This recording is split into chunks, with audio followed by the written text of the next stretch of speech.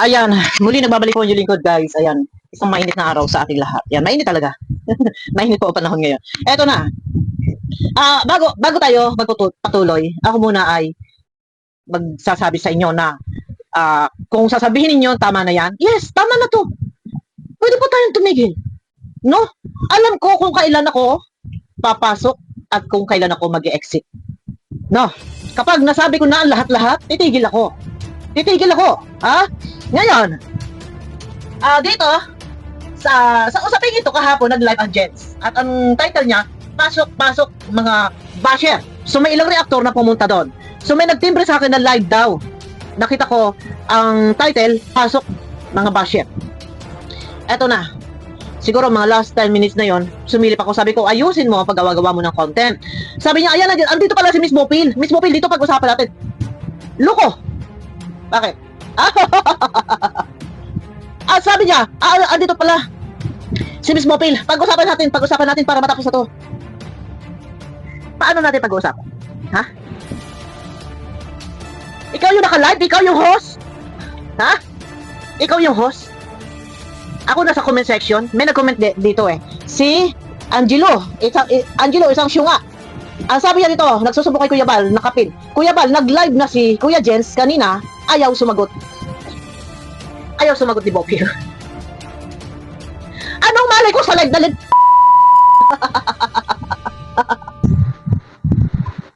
Anong malay ko sa live niyang yan? Ha? Pumasok ako, at sinabi kong ayusin mo ang paggawa mo ng video. Dito pala si Miss Mopil. Miss Mopil, sige, pasok, pag-usapan natin. Ikaw yung host na nagsasalita? Ako comment na comment. Sinong pumapansin sa comment ko para ako'y pakinggan? Hindi tayo galit. Ganito lang tayo magsalita. Sino ang papansin sa aking comment para ako'y pakinggan? Gayong ang daming nagsusulputang comment. Isip-isip, Jens. ang lakas mo maghamon. Pasok kayo dito. Dito natin pag-uusapan. Ang lakas ng loob mo. Na doon pag-usapan na ikaw yung host? Ha? Anong gagawin mo? Paano mo magbabalanse? Paano maririnig ng viewers yung sa panig ko kung ako dyan magsasalita? Ikaw yung host. Sino papansin sa comment ko? Ikaw babasahin mo. Siyempre, didipin sa sarili mo. Pagbihira ka. At ano ang sagot ko sa'yo? Abangan mo na lang sa channel ko ang aking paliwanag. Okay? Tama, mali. May bahay ako. Channel ko. Dito ako magsasalita. Dito ako magsisisigaw. Hindi sa channel lang. Iba, hindi sa channel mo. Kids. Okay lang sana kung StreamYard yan eh. At may link, may hagdan na pwede ako umakyat. Ikaw yung mag-isa dyan sa channel mo? Ako nasa baba? May utak ka ba? Tanong ko lang. Ito. Ginawa mong politics ang Kalingap reactor. Wait lang guys. Kailan at saan ba dapat ginagawa ang survey? Nasaan na ang tinatawag na One Kalingap, One Family survey? Pero sabi niya, kumbaga mang yung survey na ginawa natin sa iyo ay biro lang na sinama kita. Biro lang na sinama kita. huwag mong paglaruan ang damdamin ng tao.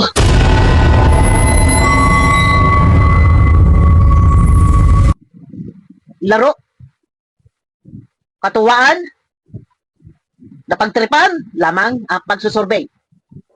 Sa ginagawa mo survey, nadamay ang walang kinalaman, si Mang Jun.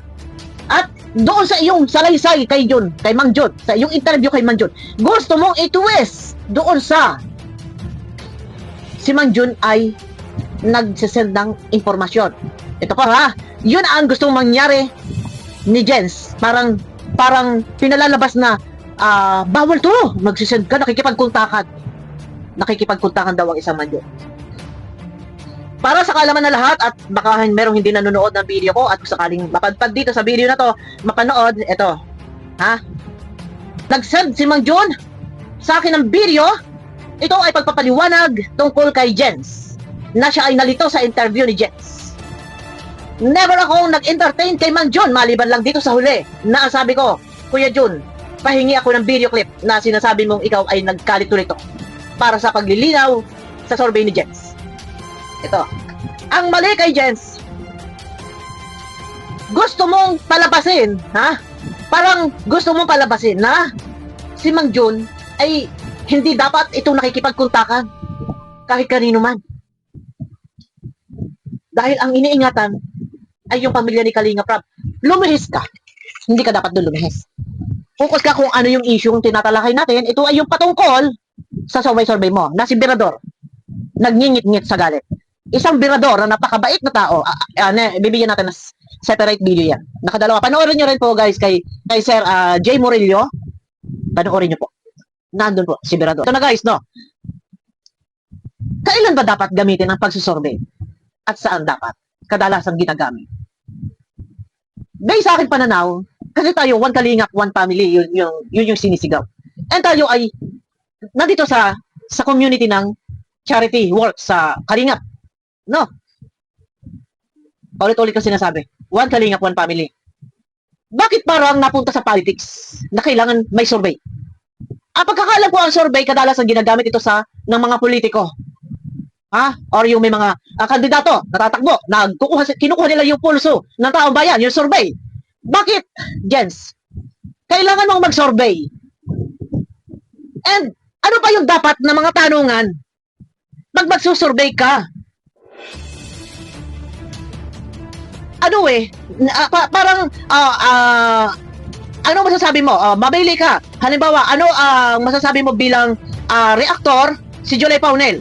1 to 10. Pang ilan si Julie Paunil? Magaganda pag sinabing 9% na talagang napakagaling ni Julie Paunil. Dapat ganun eh. Eto guys, naging topic din nila Teacher N, nila Kuya Noli, nila Sis Darlene, Sis Gandang Emmy, at kay Sisi Angie Libera. Suportahan po natin ang Karaba. Naging topic, no? Ito guys. Yung tungkol doon sa sinasabi nga natin na yung pag-survey ni Kuya Jens. Kung ako lang may papayo pa lang kay Kuya Jens, huwag na siya gumawa ng ganito at nagpo-post ng bashing. Di ba? Sa akin, teacher, kung ako natanungin ninyo, kasi survey is a powerful tool. Yeah. Yan nga ay isa sa mga powerful tool na ginagamit sa politics, di ba? Exactly. So, ayun na, guys. Dapat ka talaga, ito, kung sa part ko, siguro, dahil tayo ay nasa Kalingap, hindi na siguro, nag-survey ng ganito, dahil one Kalingap, one family eh. Parang naging na politika, ang Kalingap, ang mga reaktor, ginawang politika ni Jens. Na kung tutuusin, one Kalingap, one family, no need mag-survey. And dapat, yung pagkakaisa ang palaging mangyayari. Pero bakit kailangan mag-survey? No, pinulsuhan ng ilang K-boys ang mga reaktor. Sino matutuwa? Respeto. Yung respeto ang hinahanap natin doon. So ngayon, Jens, aral na sa'yo to. Aral na. Next time, huwag bida-bida. Ito yung madalas natin sinasabi. Kung muna natin sinasabi to, natin dito na bida-bida. Or, kung ako, bida-bida ako. Pero may pinaglalaban ako. Kung ano yung dapat ipaglaban. Kung sa ngalan ng pag-reaction sa issue. Talaga magbibida-bida tayo dyan. Magbibida-bida tayo dyan. Para pagka, lalo na kung talagang Kalingap na ang pinag-uusapan dito na inaaway ng iba, tayo ang bida. So, bida-bida. Yan. Kaya lang kay Kuya Jens, bida-bida sa paggagawa ng mga walang katotohanan. Dito pa lang Kuya Jens, sa ginawa mo, ito, mababanggit kay Mang John, sa totoo lang. Hindi yung sasabing, ako ang sumira dahil ako ang ng video ni Mang John. Yung video na yun, amin yun eh. Amin ni Mang John yun eh. Yung sinabi niya na, sorry po. At saka alam niya ni Mang John, nakarinig ko na sa mga nakaraang video ko, na alam ni Mang John na yun ay para sa vlog, no? Amin ni Mang John yun. Ilalabas ko yun. Dahil yun ay pagpapaliwanag na siya ay nalito. So, alam mo Jens, ang buong katotohanan. Kung ikaw, madalas, namumutawi sa iyo ang mga Bible verse, hindi natutulog ang Panginoon na lagi siya nakayuko sa ating kanyang mga anak. Alam ng Panginoon kung sino ha, ang gumawa ng mali at hindi.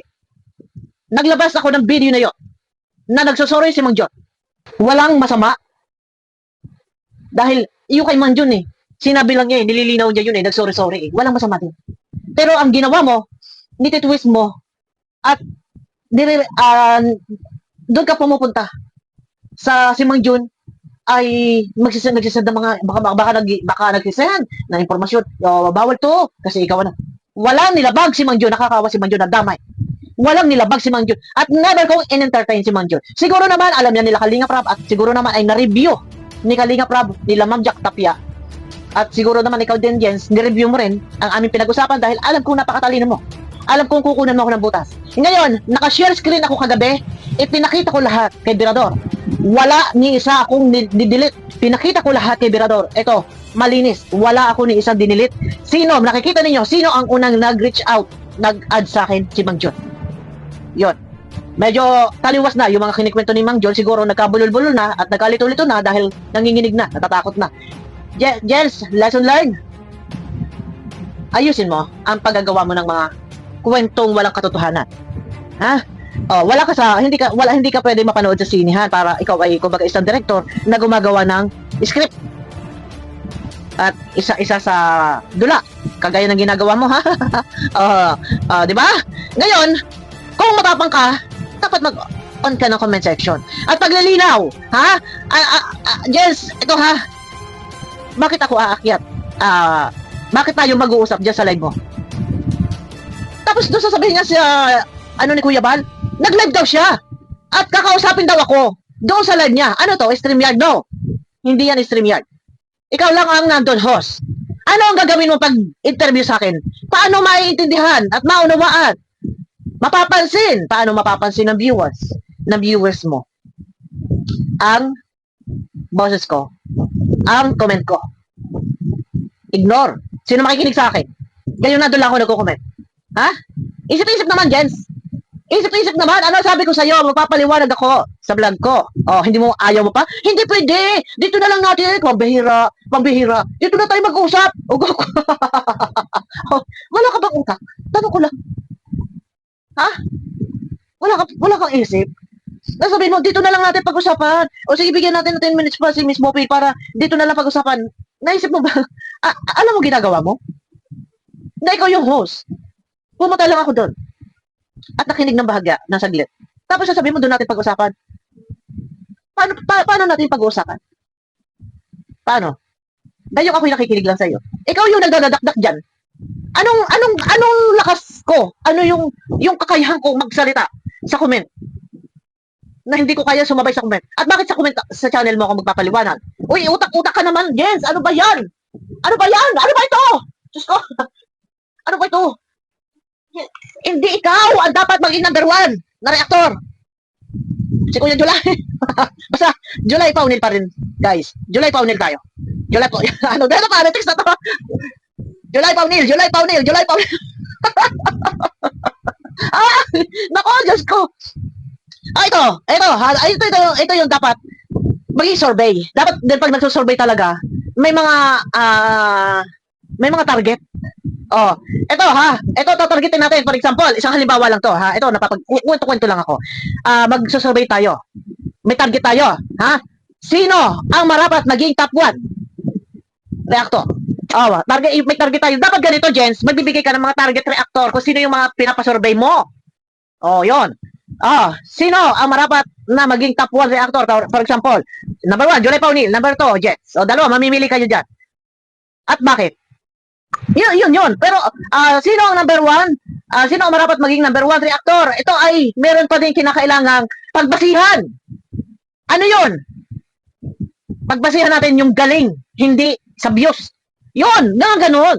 Pagbabasihan pa rin kung gaano kagaling and kung paano siya mag-reaction. Hindi yung views ang labanan dito. Hindi, para sa akin guys, ito. Kung number 1 reactor, most viewed. Hindi. Sa galing. Number 1, July Paunil. Shout out Kuya July. Ako, Diyos ko, basta Kuya July. Ang boto namin sa iyo. Todo. Pwede lang. Bumoto na 10. Ayan. Ito lang ha. Medyo kalmado tayo. Hanggat kailangan natin magsasalita tayo, pero alam ko kung kailan na tayo lalabas. Kahit hindi na tayo sawayin. Kahit hindi tayo sawayin, guys, alam natin niya kung kailan tayo papasok, kung kailan lalabas. Kasi ang inaalala din po natin dito is yung viewers. Pero hanggang kailangan natin magbigay ng pahayag, paglilinaw, may karapatan po tayo. Bilang tayo ay malayang mamamayan, may karapatan tayo magbigay ng ating opinion sa loobin. Yun lang yung sa akin. At isang birador na never ko nakitang magalit. Nagalit lang yan. Kailan ba? Nag-away kami yan nung nakaraang nag-away talaga kami yan, nag-away. Pero okay po kami yan. Okay na po kami yan. Normal, alam niyo sa tagal ng panahon din. Talagang tinutuktukan ko din. Natuktok din yan sa akin. Pag pinuktukay, putuktukin din ako niyan. Opo. Kahit naman sabihin yun, magkakasalpukan. Pero kailan ba ito nagalit? Wala ako alam, matandaan na ito ay nagalit, nasagad. Kahapon lang, nakita kong galit na galit kay Jens. Pero siya pinaglalaban. Hintayin natin. Hintayin. Abangan niyo ako mamaya. Separate video tayo. Magpaparinig po tayo ng video clip, sa upload ni Sir Jay Murillo. Guys, panoorin niyo po. Kay Jay Murillo. Nandun po. Talaga, naano ko sa mata ni Birador. Natatakot ako. Diyos ko, paano kaya ito pag naging asawa ni Maymay? Nakakatakot ang batong mata ni Birador. Abangan niyo ako, guys, sa akin next video. So, siguro para sa iba, move on. Move on na kayo, ha? Jens, ayusin mo, ha? Alam ng Panginoon Diyos. Alam ng Panginoon Diyos kung ano ang katotohanan. Alam ng Panginoon Diyos na ang ginawa mo ngayon ay malaking pagkakamali na nititwist mo, nadamay si Mang Jun ang napuruhan dito. Sa gusto mong palabasin, parang gusto mong mangyari na parang nititwist mo na ayan na naman hindi pa tayo natapos-tapos ito. Parang ang gusto mong mangyari na, huy, wag kang Jun, wag kang sisidang kasi kaya doon ni Kalinga Prab. Malinis sa tao, si Mang Jun. Nitwist lang talaga ni Jens. At ang gusto palabasin na ako ay parang contact, parang ganun. Bahala na Panginoon sa'yo. Jens, Ito guys, abangan niyo ako sa aking next video. Yung patungkol doon sa Emperador, ha? Lihis mo na, move on na tayo. Move on na para wala ng problema. Ayun, abangan niyo ako guys sa aking next video.